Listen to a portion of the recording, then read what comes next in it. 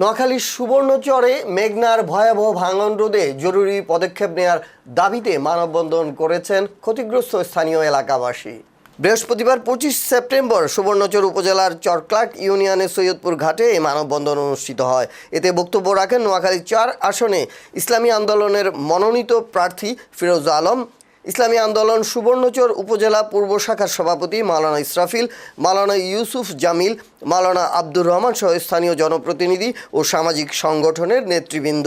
তারা বলেন, মেঘনার অস্বাভাবিক ভাঙনে কাঠখালী ঘাট, সৈয়দপুর, চনখোলা সমাজসহ আশপাশের গ্রামীণ জনপদ এখন হুমকির মুখে। প্রতিনিয়ত বসতবাড়ি, শিক্ষা প্রতিষ্ঠান, মসজিদ সহ ফসলি জমি নদীগর্ভে বিলীন হয়ে যাচ্ছে। নদী ভাঙনের ফলে হাজার হাজার মানুষ গৃহহীন হয়ে মানবেতর জীবনযাপন করছে।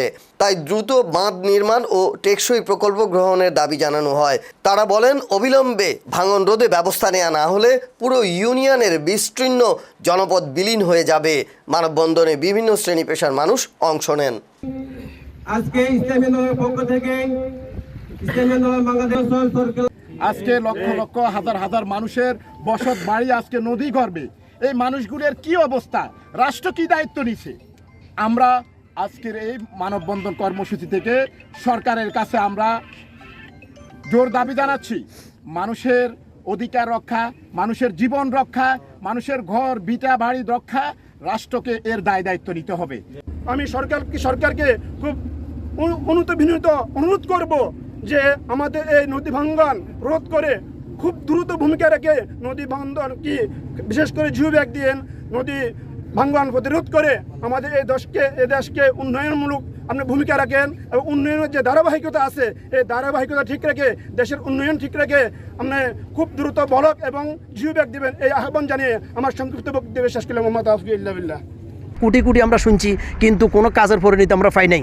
কিন্তু এই জন্য কাজের পরিণতি বাস্তবায়ন হওয়ার জন্য এই বাংলাদেশের আপনার এই জনগণ মানুষ, হাজার হাজার মানুষ এখানে আপনার বাস্তুহারা হয়ে আজকে জীবনযাপন করতেছে। আমি তাদের ইমাম হয়ে, তাদের খেদমতদার হয়ে আমার এটা বেদনা সহ্য হইতেছে না।